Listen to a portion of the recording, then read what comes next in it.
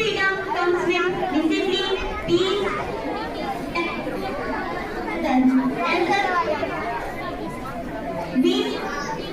we are young to do something for our country. That's not true. We can serve our nation by being honest and kind, studying sincerely, and getting good knowledge, following the rules, and respect our teachers and elders, our school surrounding clean, supporting the unity in diversity, and respect every Indian equally. Let us, our soldiers, who protect our borders day and night. Because of them, we feel safe and free.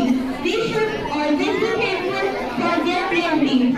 Let us take a pledge today that we will become responsible citizens, work hard, and make our country proud. Before I end I would like to say, ask not what your country can do for you, ask what you can do for your country.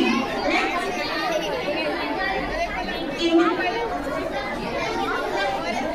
peaceful